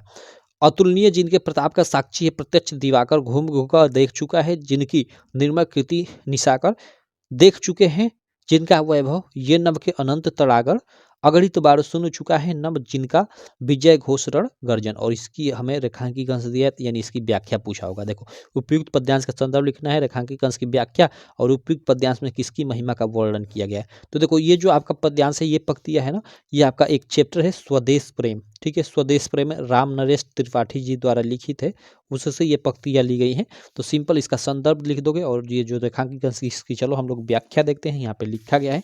ठीक है, तो देखो यहाँ पे प्रश्नोत्तर संख्या 2 का यहाँ आप था वाला। ठीक है, सबसे पहले संदर्भ, तो प्रस्तुत पद्यांश हमारी पाठ्य पुस्तक हिंदी के स्वदेश प्रेम नामक पाठ से लिया गया है, जिसके रचयिता राम नरेश त्रिपाठी हैं। क्लियर, तो ये आप लोग लिख दिए भाई। अब देखो यहाँ पे इसके बाद आपको क्या करना है कि रेखांकित अंश की व्याख्या करना है। तो केवल ये 2 पंक्तियां कि अगणित बार सुन चुका है नभ जिनकी विजय घोष रण गर्जन, यानी मतलब यहाँ लेखक कहते हैं कि भाई अगणित बार यानी अनेकों बार, हजारों बार, अगणित लिखा है, अनेक बार कहो, हजारों बार मत कहो, अनेकों बार कहो, अनेकों बार सुन चुका है। नभ मीन्स वही आकाश, जिनकी विजय घोष रण गर्जन, मतलब जिनकी विजय का घोष, किनकी, भाई हमारे जो पूर्वज, महान पूर्वज युद्ध मतलब जो किए थे उनकी। ठीक, तो यहाँ पे देखो वही लिखा गया है कि रेखांकित अंश की व्याख्या, और इसमें लिखोगे कि निम्न निम्न रेखांकित अंशों के माध्यम से कवि राम नरेश त्रिपाठी जी हमारे वीर पराक्रमी युद्ध कौशल में माहिर पूर्वजों का व्याख्यान करते हुए कहते हैं कि यह आकाश हमारे पूर्वजों के विजय का साक्षी है। यह उनके विजय घोषों और युद्ध गर्जनाओं को अनगिनत बार सुन चुका है। ऐसे कर दोगे, आपको इसका 2 मार्क मिल जाएगा। और एक जो आपका अंत में प्रश्न पूछा गया था कि उपयुक्त पद्यांश में किसकी महिमा का वर्णन किया गया है, तो आप लिख दो कि उपयुक्त पद्यांश में भारत के महापुरुषों की महिमा का वर्णन किया गया है, जो हमारे पूर्वज यानी जो हमारे प्रसिद्ध महापुरुष थे, जैसे भगत सिंह हो गए या फिर झांसी की रानी हो गई, सभी लोग यहाँ पे एक तरह से व्याख्या या व्याख्यान किया गया है। क्लियर, चलो भाई, तो ये हम लोग का हो गया थर्ड वाले प्रश्न का उत्तर। अब चलो, ये दूसरा प्रश्न हो गया। तीसरे प्रश्न पे चलते हैं भाई। तीसरा प्रश्न जो रहेगा आपका ना, वो आपका हिंदी में ही पीछे संस्कृत का भी पार्ट है। देखो हिंदी में 3 चीज़ें हैं, गद्य हो गया, आपका पद्य हो गया, और पीछे आपका संस्कृत के भी कुछ चैप्टर है जिसको संस्कृत परिचायिका बोला जाता है, या हिंदी की संस्कृत। संस्कृत विषय अलग है, इस बात को याद रखना। बहुत सारे लड़के, तो मैं क्या बताऊँ, पढ़ नहीं रहे एकदम, मतलब संस्कृत विषय अलग है और यहाँ पे हिंदी में संस्कृत इंक्लूडेड है। जैसे हिंदी में गद्य पद्य और संस्कृत का भी एक पार्ट है। तो इस संस्कृत को बहुत सारे लड़के संस्कृत समझ रहे हैं, ऐसा नहीं है। संस्कृत का अलग मतलब अलग एक पेपर होगा। चलो, तो यहाँ संस्कृत वाले पार्ट, यानी जिसको हिंदी परिचायिका भी बोलते हैं, संस्कृत परिचायिका, इसमें कुछ चैप्टर हैं, तो उनसे यहाँ पे हिंदी अनुवाद और संदर्भ और हिंदी अनुवाद से संबंधित प्रश्न रहेगा तीसरा। और इसमें भी 2 रहेगा। देखो अथवा कर एक उस बगल दिया है, तो यहाँ पहला दिया है, देखो ऐसा नगरी भारतीय संस्कृते संस्कृत भाषायाः केन्द्रस्थलम् अस्ति। ठीक है। इत एव संस्कृत वाग्यस्य संस्कृतेश आलोक सर्वत्र प्रसिद्ध मुगल युवराज दारासिको अत्रागत्य भारतीय दर्शन शास्त्राणाम अध्ययन अकरोत् स तेषां ज्ञानेन तथा प्रभाविता अभवत् यत् तेन उपनिषदाम अनुवादम पारसी भाषायाम करिता। इसका अर्थ तो भाई सब लोग जानते हो भाई, क्या कि ऐसा नगरी भारतीय संस्कृत संस्कृत भाषा या केंद्र स्थली अस्ति, मतलब यह नगरी भारतीय संस्कृति और संस्कृत भाषा की केंद्र स्थली है। इत एव यानी यहीं से संस्कृत भाषा का वाग्मय, यानी यहीं से संस्कृत भाषा का मतलब चारों तरफ फैला हुआ है और इसका आलोक चारों तरफ फैला हुआ है। ठीक। मुगल युवराज दारासिको यहीं पे आकर अत्रागत, यानी यहीं पे आकर भारतीय दर्शन शास्त्रों का अध्ययन किए। ठीक है। और उनके अध्ययन से वह इतना प्रभावित हुए, सातेषां ज्ञानेन तथा प्रभाविता, वह उनके अध्ययन से इतना प्रभावित हुए कि यथ की तेन उपनिषदाम अनुवादम पारसी भाषायाम करे, मतलब कि उन्होंने उपनिषदों का पारसी भाषा में, यानी वही फारसी भाषा में अनुवाद कराया। तो ये इसका अर्थ है, और इसका अर्थ तो आप जान गए, तो अर्थ आप लोग लिख दोगे। दिए गए संस्कृत गद्यांश में से किसी एक का संदर्भ और हिंदी अनुवाद, हिंदी अनुवाद यानी वही अर्थ जानते हो, तो आप सबसे पहले तो इसका संदर्भ लिखना होगा और उसके बाद हिंदी अनुवाद हेडिंग डालकर आप हिंदी अनुवाद जो अभी मैंने बताया आप लिख दो। ऐसे आपको उसका 3 मार्क मिल जाएगा, और संदर्भ लिखोगे तो उसका 2 मार्क। अब देखो इसमें संदर्भ लिखते समय आपको लेखक उखक का नाम नहीं लिखना पड़ता है, सिंपल सा आप लिख दो कि प्रस्तुत ये संस्कृत पंक्तियाँ हमारी पाठ्य पुस्तक, या ऐसा भी लिख सकते हो कि प्रस्तुत संस्कृत गद्यांश हमारी पाठ्य पुस्तक हिंदी के संस्कृत खंड के वाराणसी, चूंकि ये वाराणसी से ली गई है तो वाराणसी नामक पाठ से ली गई है, ऐसे लिख दो। आपको उसका 2 मार्क और 3 मार्क इसका हिंदी अनुवाद कर दो, यानी 5 मार्क आपको मिल जाएगा। देखो इसका अच्छे से यहाँ पे डिटेल में किया भी गया होगा। मैं आपको इधर 1 मिनट, ओके इधर है, दिखाता हूँ। देखो इसका सबसे पहले यहाँ पे संदर्भ लिखा गया है। संदर्भ में क्या लिखा गया है कि प्रस्तुत संस्कृत गद्यांश हमारी पाठ्य पुस्तक हिंदी के संस्कृत खंड के वाराणसी नामक पाठ से उद्धृत है या फिर ली गई है, कुछ भी लिख सकते हो। ठीक। इसका 2 मार्क आपको मिल गया, और 3 मार्क इसका हिंदी अनुवाद का मिलेगा। जैसे 3 मार्क यहाँ पे किया गया, हिंदी अनुवाद किया गया, इसका मिलेगा। तो देखो यह क्या है, इसका हिंदी अनुवाद जो यहाँ पे लिखा गया है कि यह नगर भारतीय संस्कृति और संस्कृत भाषा की केंद्र स्थली है। यहीं से संस्कृत साहित्य और संस्कृति का प्रकाश सभी जगह फैला है। मुगल युवराज दारा सिकोह ने यहाँ आकर भारतीय दर्शन शास्त्रों का अध्ययन किया था, और वह उनके ज्ञान से इतना प्रभावित हुआ था कि उसने उपनिषदों का अनुवाद फारसी भाषा में कराया। सिंपल ये अर्थ लिख दोगे, आपको 3 मार्क इसका, तो 5 मार्क आपको मिल जाएगा। लेकिन इसमें इधर देखो अथवा कर एक उस बगल भी है, तो आप दोनों में से कोई एक ही करना होगा। इसको आप करते ही तो बस आपका काम हो गया, अब अगले प्रश्न पे आपको चलना पड़ेगा। लेकिन चलो मैं दोनों को आपको बता देता हूँ, ये भी मैं बता दिया, और इधर एक है इसको भी बता देता हूँ, क्योंकि कोई भी आपके एग्जाम में आ सकता है। ठीक। चलो यहाँ पे देखो, इधर मैं आ जाता हूँ। देखो जो सातों सेट है ना भाई, मैं आपको बता दूं कि जो 2023 वाला सातों सेट है, मैं आपको बता दूं सातों सेट है ना, तो उसमें से देखो जैसे मान लो कोई, जैसे हम लोग का पूरा यूपी है, बड़ी यूपी है, ठीक है, यूपी बहुत बड़ा है। तो इधर मान लो इधर कुछ पूर्वी साइड में, कुछ मान लो इधर पूर्वी साइड में, कुछ पश्चिमी साइड में, कुछ सातों सेट में ऐसे पेपर थे जो केवल पश्चिमी साइड में आए थे, कुछ पेपर थे जो पूर्वी साइड में आए थे। तो अगले साल यानी 2023 वाला, तो 2024 में अभी क्या करेगा कि इधर वाला पेपर इधर कर देगा, इधर वाला पेपर इधर कर देगा, और पेपर में कुछ चेंजेस कर देगा, मतलब कुछ क्वेश्चन हटा देगा, उसके जगह पे कुछ नए क्वेश्चन ऐड कर देगा इधर उधर, और उसी को मिक्सअप कर कर एक नया पेपर 2024 के लिए बनाया जाएगा। ऐसे ही पेपर बनता है मेरे भाई। ठीक है। हम आप कहोगे कि आप कैसे जानते हो, तो भाई हम जानते हैं ना, हमारे मतलब जो एक भैया हैं वो सब पेपर ऊपर भी चेक करने जाते हैं बोर्ड का, तो हम जानते हैं, उनसे सब जानकारी ये रखते हैं। तो इसलिए ये प्रीवियस ईयर पेपर लगाना जरूरी है सातों सेटों का। क्लियर है। चलो तो अगला हम लोग प्रश्न देखो यहाँ पे जो अथवा वाला था हिंदी अनुवाद जो उसको कर लेते हैं। अब देखो ये अस्माकम संस्कृति सदा गतिशीला वर्तते। ओके, ये अस्माकम संस्कृति की बात कर रहा है। मतलब हिंदी में संस्कृत वाले खंड में भी एक चैप्टर है भारतीय संस्कृति ही नाम से, ठीक है। एक तो गद्य पार्ट में था भारतीय संस्कृति जिसके लेखक डॉक्टर राजेंद्र प्रसाद है, और यहाँ हिंदी संस्कृत वाले पार्ट में भी ना आपका एक चैप्टर है भारतीय संस्कृति ही नाम से, ठीक है। उससे ये पंक्तियाँ ली गई हैं। तो देखो ये क्या है कि अस्माकम संस्कृति सदा गतिशीला वर्तते, मतलब वही हमारी संस्कृति सदा गतिशील है। मानव जीवनम संस्करणम ऐसा, चलो इसको आप करते रहे ना, ठीक है। यहाँ पे ये है और इसका यहाँ पे ये हिंदी अर्थ है। यहाँ पे देखो इसका ये हिंदी अर्थ है भाई। तो चलो इसको मैं छोड़ता हूँ और इसका आप सिंपल आप संदर्भ लिख देंगे। प्रस्तुत संस्कृत गद्यांश हमारी पाठ्य पुस्तक हिंदी के संस्कृत खंड के भारतीय संस्कृति नामक पाठ से उद्धृत है, और उसका ये हिंदी अर्थ है, आप देख लो, ठीक है। इसका स्क्रीनशॉट लेना चाहते हो तो ले लो। बाकी आप लक्ष्य बैच ज्वाइन किए हो भाई, तो आपका लक्ष्य बैच में तो ये पूरा का पूरा PDF मिल ही जाएगा, ठीक। चलो तो चलते हैं अब हम लोग अगले प्रश्न पे। अगला प्रश्न देखो, प्रश्न संख्या जो 4th रहेगा वो भी आपका हिंदी अनुवाद संदर्भ और हिंदी अनुवाद से ही रहेगा। ये आपका पद्यांशों से रहेगा। जैसे ये गद्यांश देता तो ये पद्यांश, पद्यांश में चूंकि आपका जैसे श्लोक हैं, ठीक है, इन्हीं चैप्टरों के बीच बीच में श्लोक दिए गए हैं, तो श्लोकों को पद्यांश बोला गया है। तो वही श्लोक यहाँ पे 2 श्लोक दिए रहेंगे, जैसे यहाँ पे एक दिया है और देखो एक यहाँ पे दिया है, ठीक। तो 2 श्लोकों में से किसी एक का आपको संदर्भ और हिंदी अनुवाद करना होगा। तो चलो हम दोनों को कर लेते हैं, बाकी इसका भी आपको 5 मार्क मिलेगा। काफी छोटा प्रश्न होता है। तो देखो देखो अब पहला इसमें है उत्तरम यत्र समुद्रस्य हिमाद्रश्चैव दक्षिणम वर्षम तद भारत नाम भारतीय यत्र संतति। अब देखो ये जो श्लोक है ना, आपका चैप्टर है बीरह वीरेण पूज्यते। कौन सा चैप्टर है भाई? एक चैप्टर है बीरह वीरेण पूज्यते, उससे लिया गया है। क्लियर? तो अब इसका आप आसानी से संदर्भ लिख सकते हो भाई। देखो अब यहाँ पे इसका संदर्भ लिखा गया है।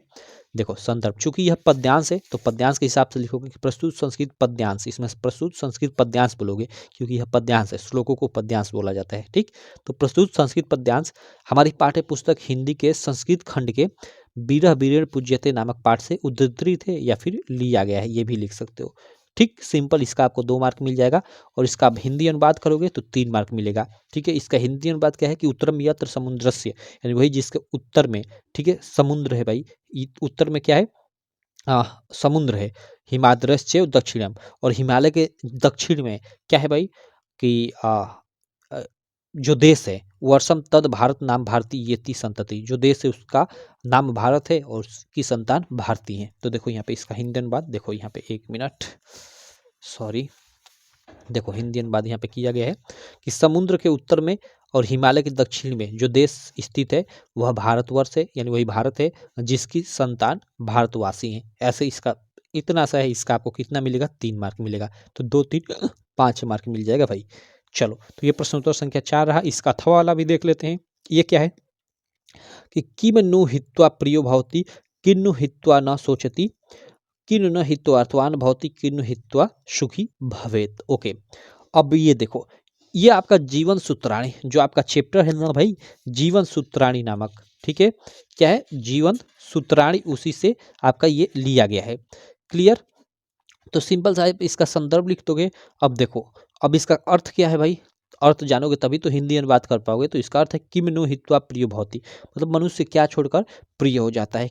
किम हित्वा न सोचती, और क्या छोड़कर वो सोचता नहीं है, यानी शोक नहीं करता है, ठीक।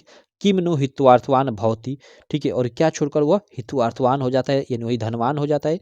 किन हित्वा सुखी भवेत, और क्या वो छोड़कर सुखी हो जाता है। ये मतलब यक्ष प्रश्न करते हैं शायद युधिष्ठिर से, ठीक है, उस वही यहाँ पे पंक्तियाँ ली गई हैं। तो चलो, तो इसका सिंपल आप संदर्भ लिख दो। देखो यहाँ पे 1 मिनट, मैं जो लिखा हूँ उसको दिखा देता हूँ। यहाँ पे देखो, इसका प्रश्न उत्तर संख्या 4 का अथवा वाला संदर्भ, ये प्रस्तुत संस्कृत पद्यांश हमारी पाठ्य पुस्तक हिंदी के संस्कृत खंड के जीवन सूत्राणी नामक पाठ से उद्धृत है या फिर लिया गया है, आप लिख दो, ठीक है। आपको 2 मार्क इसका मिल जाएगा। और इसका हिंदी अनुवाद कर लेते हैं। इस बगल में आ जाता हूँ, 1 मिनट, इस बगल देखो मैं आ गया, ठीक है। चलो, तो ये हिंदी अनुवाद कर लेते हैं भाई। इसका देखो हिंदी अनुवाद कि मनुष्य क्या छोड़कर प्रिय हो जाता है, मनुष्य क्या छोड़कर शोक नहीं करता, ठीक है, मनुष्य क्या छोड़कर धनवान हो जाता है, मनुष्य क्या छोड़कर सुखी होता है, सुखी हो जाता है। इसका आपको 3 मार्क मिल जाएगा। तो आपका 5 मार्क यहाँ से फिक्स हो गया। क्लियर? चलो भाई, तो ये हम लोग का अगला प्रश्न हो गया। तो अब तक हमने इस वीडियो में क्या देखा? दो हमने गद्यांशों का हिंदी दो गद्यांशों का संदर्भ व्याख्या संबंधित प्रश्न देखा, दो पद्यांशों का, और दो हम लोगों ने क्या देखा, संस्कृत गद्यांशों का और दो संस्कृत पद्यांशों का। इतना हमने अब तक प्रश्न देख लिया। दो दो चार दो छः दो आठ हमने गद्यांश पद्यांश मतलब सब मिलाकर क्लियर कर दिया, तो बहुत हो गया। अब चलो अगले प्रश्न पे चलते हैं भाई। अगला हम लोग का प्रश्न है इसके बाद पांचवा। ठीक है, 1 मिनट यार, माफ करना। हाँ जी, तो चलो माफ़ करना यार, एक्चुअली अभी इस एक लड़के ने फ़ोन कर दिया था, जो लक्ष्य बैच का एक स्टूडेंट है, उसने ही फ़ोन किया था, ठीक है? चूँकि उसमें एक्चुअली जो लक्ष्य बैच के स्टूडेंट है ना, उनके लिए एक मैं स्पेशल व्हाट्सएप ग्रुप अभी बनाने को बोला था, तो अभी वो लड़का फ़ोन कर दिया कि भैया अभी आपने ग्रुप नहीं बनाया, तो मैंने बोला कि अभी बना दूँगा, कोई दिक्कत नहीं। तो चलो, मैं जितने भी लक्ष्य बैच के स्टूडेंट अगर अभी तक वीडियो देख रहे हो, ठीक है, तो मैं ग्रुप भी बना दूंगा आप सबके लिए, कोई दिक्कत नहीं। व्हाट्सएप ग्रुप बना दूंगा, उसमें भी बहुत सारे आपको पीडीएफ सीडीएफ आपको मिलता रहेगा पढ़ने के लिए, बहुत सारी इंपॉर्टेंट क्वेश्चन, कोई दिक्कत नहीं। तो चलो हम लोग अब आगे के प्रश्न को करते हैं भाई। जो पांचवा प्रश्न है उसको देखो। जो पांचवा प्रश्न रहेगा वो आपका खंडकाव्य से संबंधित रहेगा। इसमें क्या रहेगा कि अपने पठित खंडकाव्य से संबंधित किसी एक प्रश्न का उत्तर देना होगा, और ये 1 गुणे 3 यानी 3 मार्क का यह प्रश्न होगा। अब देखो इसमें बहुत सारे आपको खंडकाव्य देंगे। देखो ये मुक्ति दूत, ज्योति जवाहर में मेवाड़, अगर पूजा, जय सुभाष, मातृभूमि, और आगे इधर आपका कर्ण मतलब सारे खंडकाव्य दिए रहेंगे यहाँ पे। अब इसमें आपको क्या करना रहेगा कि आपको ढूंढना है कि आपके जिले में कौन सा खंडकाव्य आता है। तो आप सबसे पहले तो आप जिस भी जिले से हो यूपी के, मुझे नहीं पता भाई, तो आप पता कर लेना अपने जो भी स्थानीय टीचर होंगे उनसे कि हमारे जिले में कौन सा खंड काव्य आता है, और उस खंड काव्य को सबसे अच्छी बात मैं कहूँगा कि आप क्वेश्चन बैंक से पढ़ लेना, ठीक है। और क्वेश्चन बैंक से पढ़ लोगे ना, पूरा खंड काव्य पढ़ जाना, पूरा खंड काव्य पढ़ लोगे, आपको सारी चीज़ें क्लियर हो जाएंगी। और यहाँ पे जो भी खंड काव्य हो आपका उसको लिख देना। जैसे आपके एग्जाम में मान लो मेवाड़ मुकुट खंड काव्य आता है, तो आप खोजो कि मेवाड़ मुकुट कहाँ है, तो मेवाड़ मुकुट यहाँ है, प्रश्नोत्तर संख्या 5वें के ग में। तो आप हेडिंग डाल दो प्रश्नोत्तर संख्या 5वें का ग, और उसमें आप पहला करोगे तो पहला डाल दो, दूसरा करोगे तो दूसरा। इसमें दो प्रश्न है तो दोनों में से कोई एक ही करना है। जैसे पहला प्रश्न इसमें कि मेवाड़ मुकुट खंड काव्य के नायक का चरित्रांकन कीजिए, ठीक है।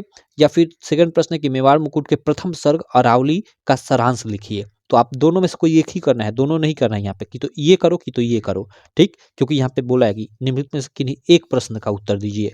क्लियर? तो ऐसे करना है। तो आप देख लेना आप किस जिले से हो, उस खंड काव्य को आप पढ़ लेना, और यहाँ पे सिंपल सा जो भी प्रश्न पूछे उसका आंसर लिख देना, ठीक।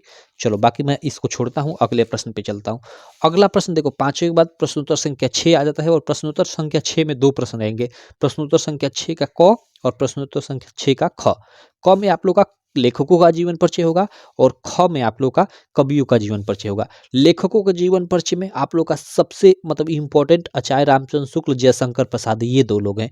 और एक आप लोग का मैं बता देता हूँ, रामधारी सिंह दिनकर। ये तीनों लोगों का आप याद कर लेना, आपके एग्जाम में 100% फंस जाएगा, ठीक। तो यहाँ इनका जीवन परिचय लिखने का आपको कितना मिलेगा, 3 मार्क मिलेगा, और 2 मार्क उसकी अंत में एक प्रमुख रचना का नाम लिखने का मतलब मिलेगा, इसका 5 मार्क। और सिंपल ऐसे ही आपका कवियों में भी है, ठीक है। कवियों में भी आपका 3 मार्क जीवन परिचय लिखने का, और अंत में एक प्रमुख उनकी रचना का नाम लिखने का, जिसका भी जीवन परिचय लिख रहे हो, ठीक, 5 मार्क मिलेगा। और इस कवियों में आप लोग तुलसीदास का, ठीक है, आप सूरदास का, उसके अलावा महादेवी वर्मा का, 3 लोग हो गए। और किसी एक और का आप देख लेना, याद कर लेना, कम से कम 4 लोगों का याद कर लेना, आपके एग्जाम में वो भी फंस जाएगा। देखो यहाँ कैसे लिखा जाएगा मैं आपको बता देता हूँ, बाकी आपको पहले से याद होगा तो फिर याद करने की कोई जरूरत नहीं है। प्रश्नोत्तर संख्या 6 का आचार्य रामचंद्र शुक्ल का जीवन परिचय, ऐसे हेडिंग डालकर आपको देखो अच्छे से लिखा गया है। और ऐसे ये संक्षिप्त परिचय आपको बनाना जरूरी है, नहीं तो 1 मार्क कट जाएगा, ठीक है। तो जैसे ये लिखा गया, आप पहले ऐसे मतलब ये डब्बा टाइप का बना कर यहाँ पे इनका संक्षिप्त परिचय लिख दोगे। लेखक का संक्षिप्त परिचय, उसमें आप जन्म लिख दोगे कि जन्म कब हुआ था, तो सन 1884 ईस्वी। जन्म स्थान कहाँ, तो अगोना बस्ती उत्तर प्रदेश में इनका जन्म हुआ था, तो वहाँ पे लिखा गया है। पिता जो भी थे, माता का नाम है तो माता एक हेडिंग बना लो और लिख लो, उसके बाद अंत में मृत्यु, ठीक। ऐसे आपको ये संक्षिप्त परिचय दे देना है, इसका आपको 1 मार्क मिलेगा। और उसके बाद ये जीवन परिचय आप यहाँ से मान लो जितना भी आप लिख रहे हो, यहाँ से यहाँ तक मैंने ये काफ़ी बड़ा लिखा है लेकिन काफ़ी मस्त भी है, तो यहाँ तक लिखोगे तो इसका 2 मार्क मिल जाएगा। तो 2 1 3 मार्क हो गया जीवन परिचय का। और अंत में एक प्रमुख रचना, जैसे मैंने लिखा है कि चिंतामणि आचार्य रामचंद्र शुक्ल की एक प्रमुख रचना, ऐसे आपको अंत में लिख देना है। तो इसका आपको 2 मार्क, यानी कुल मिलाकर आपको 5 मार्क मिल जाएगा, ठीक। तो ये पूरा पूरा ये जीवन परिचय है, आप लोग देख लो, ठीक है। बाकी मैं इसको छोड़ देता हूँ, आप जीवन परिचय याद किए होगे भाई, कई बार मैं आपको पढ़ा भी चुका हूँ। बाकी आप इसका स्क्रीनशॉट भी ले सकते हो, अभी तक अगर आपको याद नहीं है तो आप स्क्रीनशॉट ले लो और इसको आप लोग याद करते रहो, ठीक है। बाकी आप लक्ष्य बैच के स्टूडेंट हो तो फिर यार कोई दिक्कत नहीं है, लक्ष्य बैच में तो आपको ये मिल ही जाएगा PDF, तो आप याद कर लेना, ठीक। चलो इधर आ जाते हैं इस बगल। अब कवियों का थोड़ा जीवन परिचय देख लेते हैं भाई। कवियों में देखो मैंने तुलसीदास जी का लिखा है, यहाँ पे देख सकते हो काफ़ी अच्छे से गोस्वामी तुलसीदास का जीवन परिचय।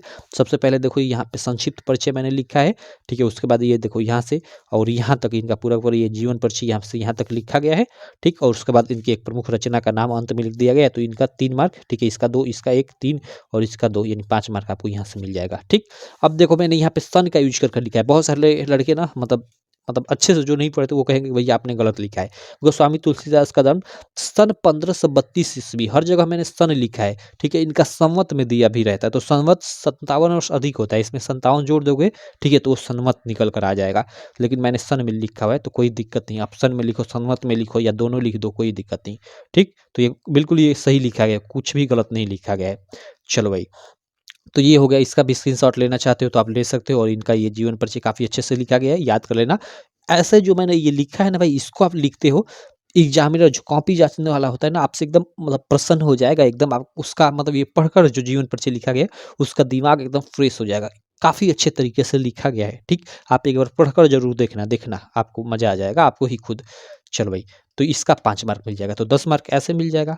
अब अगले प्रश्न पे चलते हैं। अगला प्रश्न देखो, आपका ये भी निश्चित वाला प्रश्न होता है, एक श्लोक लिखना होता है, और ऐसा श्लोक लिखना होता है जो इस प्रश्न पत्र में ना आया हो। जैसे यहाँ पे अभी 2 श्लोक हमने देखा, उधर हम लोग के आए थे ना संदर्भ और हिंदी अनुवाद नहीं, संदर्भ व्याख्या वाले, तो उनको नहीं लिखना है, कोई अलग लिखना है। तो देखो यहाँ पे मैंने लिख दिया है एक अलग सा, ठीक है। आप भी कम से कम 3 आसान आसान श्लोक याद कर लेना, कि 2 मान लो वहाँ पे आपका संदर्भ वाले में फंस जाता है, ठीक है। संदर्भ व्याख्या में तो एक आपके पास बच्चा रहेगा, तो यहाँ लिख दोगे सर्वे भवन्तु सुखिनः सर्वे सन्तु निरामया सर्वे भद्राणि पश्यन्तु मा कश्चित् दुर्भाग् भवेत्। इसका आप लिखोगे 2 मार्क मिल जाएगा। तो ये श्लोक लिखो, कोई और लिखो, आपको जो आसान लग रहा है वो लिख लो, आपका 2 मार्क मिल जाएगा, सिंपल है।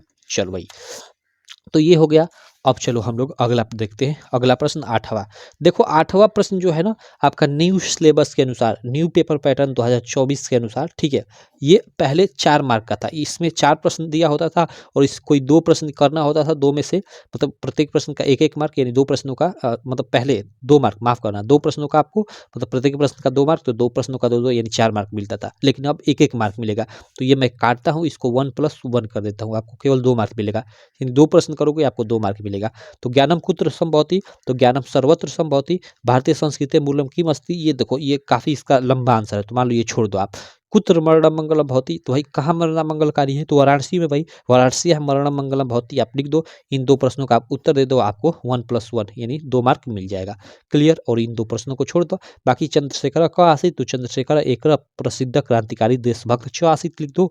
और भारतीय संस्कृति मूलम किम अस्ति, तो विश्वस्य स्पष्टा इव ईश्वर एक यू इति भारतीय संस्कृति मूलम अस्ति। ये चारों प्रश्नों का मैंने उत्तर बता दिया, आपको केवल 2 प्रश्नों का लिखना होता है, चारों का नहीं लिखना होता है, क्लियर। तो चलो, ये 8वां प्रश्न भी मैंने करा दिया आपको। अब देखो प्रश्नोत्तर संख्या जो 9 रहेगा, यहाँ पे देखो प्रश्नोत्तर संख्या जो 9 रहेगा, यहाँ पे देखो, यह आपका निबंध संबंधित रहेगा। निम्नलिखित विषयों में से किसी एक विषय पे निबंध लिखिए, और आपको यहाँ 4 ऑप्शन दिया रहेगा, 4 निबंध का टॉपिक दिया रहेगा, ठीक।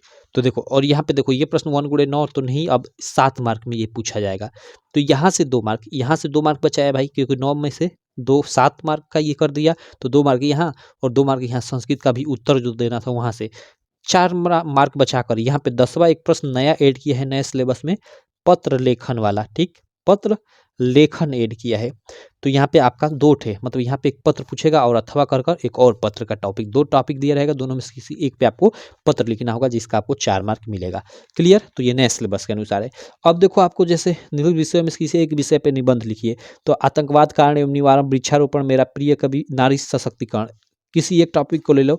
जैसे आतंकवाद कारण एवं निवारण, काफ़ी इंपॉर्टेंट टॉपिक है, हर साल आता है, हर साल आता है, वेरी वेरी इंपॉर्टेंट है। तो इस पर मैंने पूरा पूरा देखो ये लिखा हुआ है। कैसे लिखना है मैं आपको बता देता हूँ, सरल इसका एक तरीका, ठीक है। बाकी इसको आप लोग अपने मन से बना कर लिखना है। निबंध तो याद करने की कोशिश बिल्कुल मत करना, ठीक। इसको अपने हिसाब से बनाकर लिखा जाता है। प्रश्नोत्तर संख्या 9 का आतंकवाद कारण एवं निवारण पर मैंने निबंध लिखा है। सबसे पहले निबंध लिखते समय आपको रूपरेखा तैयार करनी पड़ती है, ठीक है। आतंकवाद एवं कारण, आतंकवाद कारण एवं निवारण है, तो इसके हिसाब से अपने हिसाब से आप टॉपिक बनाओ, तो पहला प्रस्तावना वो बनाना ही पड़ता है हर एक निबंध में। तो पहला प्रस्तावना रहेगा, उससे के बाद आतंकवाद मान लो कारण एवं निवारण। तो सबसे पहले आतंकवाद क्या है ये तो हमें जानना जरूरी है। तो ये आतंकवाद क्या है, ये आतंकवाद का अर्थ यहाँ पे आप हेडिंग बना दो। उसके बाद एक हेडिंग बना दो, भारत में आतंकवाद। एक हेडिंग बना दो भाई इसका कारण है, यहाँ पे निवारण भी है। तो एक कारण का कि आतंकवाद का कारण, एक निवारण का आतंकवाद का निवारण, और अंत में आप उपसंहार। ये पांचों के बाद 6, ठीक है। उपसंहार बना दो। आपके पास 6 टॉपिक हो गए और बारी बारी से 6 को मतलब पहला ये प्रस्तावना है, तो प्रस्तावना हेडिंग डालकर इसमें मतलब थोड़ा लिख दो प्रस्तावना में। प्रस्तावना में मेन चीज लिखी जाती है, मेन बॉडी होता है, ठीक है। तो ये थोड़ा सा लिखो, लेकिन आपका वो अट्रैक्टिव लिखना है। मैंने ये बड़ा सा ही लिखा है, आप 2-3 लाइन भी लिखते हो तो काम चल जाएगा, ठीक। उसके बाद अगला हेडिंग आतंकवाद क्या है, तो यहाँ पे आतंकवाद क्या है हेडिंग डालकर इसमें जो भी लिखना है आप लिख दो। यहाँ पे लिखा गया, आप इसका स्क्रीनशॉट लेते जाओ, आप पढ़ लेना, ठीक है। मैं छोड़ता हूँ इसको, आप पढ़ लेना, आपको आइडिया लग जाएगा। केवल निबंध से आइडिया लेना है, चाहे वो आप क्वेश्चन बैंक से पढ़ रहे हो या कहीं से भी। आपको लिखना एग्जाम में अपने तरीके से ही पढ़ना पड़ेगा भाई, ठीक। क्योंकि ये याद नहीं, निबंध याद नहीं किया जाता है, अपने तरीके से लिखना होता है। उसके बाद अगला जो हेडिंग था भारत में आतंकवाद, उसको मैंने डाल दिया है। और यहाँ पे भारत में जो भी आतंकवाद है भाई जानते हो, ये तो आप आसानी से लिख सकते हो। आप जानते हो कि कश्मीर में बहुत सारी आतंकवादी घटनाएं होती है हर साल, मतलब हमारे मतलब जो भी वीर जवान है वो शहीद होते रहते हैं। तो उसको टॉपिक बनाकर अपने हिसाब से यहाँ जो भी मन में आ रहा है लिखते जाओ, कोई दिक्कत नहीं है, लिखते जाओ, ठीक। उसके बाद इसी तरह अगला टॉपिक और अंत में आप उपसंहार, ठीक है। आप लिख लो, मैं सबको दिखा देता हूँ, इसका स्क्रीनशॉट ले सकते हो। और इधर इधर कुछ है उसका भी मैं दिखा देता हूँ, देखो इसी में लिखा गया है। उसके बाद आतंकवाद का कारण में ये लिखा गया है, हालांकि ये मैंने काफ़ी बड़ा लिख दिया है, आप थोड़ा थोड़ा भी लिखोगे, 3-3 लाइन 4-4 लाइन एक में, तो आपका काम चल जाएगा। आतंकवाद का अंत में ये निवारण और अंत में ये उपसंहार, ये ऐसे लिख दो। आपको इस पूरे का आपको कितना 7 मार्क मिल जाएगा भाई, ठीक। तो ये रहा आपका पूरा का पूरा निबंध, ठीक है। कि कैसे निबंध लिखे ये भी तरीका मैंने बता दिया। और ये पूरा का पूरा जो हम लोग का पेपर था भाई, जो 8 से 1 डीए, इस मतलब वीडियो में हमने सॉल्व कर लिया। इसी प्रकार नेक्स्ट वीडियो में हम लोग डीबी वाला पेपर सेट सॉल्व करेंगे, डीसी, इसी तरह सारा सेट हम लोग सॉल्व कर लेंगे 2023 का। और आप देखना इस प्रीवियस ईयर पेपर में से आपको एग्जाम में कितना फंसता है। बाकी इसका अच्छे से और डिटेल में आप सॉल्यूशन चाहते हो पीडीएफ के साथ, तो आप लक्ष्य बैच, जैसा कि मैं आपको बात कर रहा हूँ शुरू से ही, लक्ष्य बैच आप ज्वाइन कर सकते हो, ठीक है। अभी ऑफर चल रहा है, न्यू ईयर ऑफर, मात्र 199 में ज्वाइन कर सकते हो भाई। 299 जिसकी प्राइस ही नहीं तो फिर बढ़ सकती है, तो 199 में आप ज्वाइन कर सकते हो। आप लोग देख सकते हो ये हमारी ऐप है, इस यहाँ से आप ज्वाइन कर सकते हो। कैसे पेमेंट करना है मैंने आपको बता दिया है, ये क्यूआर पे पेमेंट कर सकते हो या यहाँ पे डायरेक्ट पेमेंट कर सकते हो। क्यूआर पे करते हो तो पेमेंट का स्क्रीनशॉट इस नंबर पे भेजना होगा, आपका नाम उंगली कर। और बैच की पूरी जानकारी और सैंपल हेतु वीडियो देखिए, इस लिंक पे आप क्लिक कर पूरा पूरा वीडियो देख सकते हो कि बैच में आपको क्या क्या चीज़ें मिलेंगी, कैसे मिलेंगी, ठीक। इस लिंक पे क्लिक कर यहाँ पे तो सारी चीज़ें देख सकते हो। ये हमारी ऐप है यूपीएमएसपी स्टडी, आप इसको गूगल प्ले स्टोर से डाउनलोड भी कर सकते हो, ठीक है। चलो, तो ये रहा पूरा का पूरा हम लोग का 8 से 1 डीए का सोल्यूशन। किसी नेक्स्ट वीडियो में, अगले वीडियो में हम लोग डीबी का भी सोल्यूशन करेंगे। तो चलो, मैं मिलता हूँ आपसे नेक्स्ट वीडियो में। बाकी आप बताना कि आपको वीडियो कैसी लगी। वीडियो अच्छी लगी तो चैनल को सब्सक्राइब कर देना, वीडियो को लाइक कर देना और अपने सारे दोस्तों में इस वीडियो को शेयर भी कर देना। चलो, मैं मिलता हूँ आपसे नेक्स्ट वीडियो में, तब तक के लिए थैंक यू।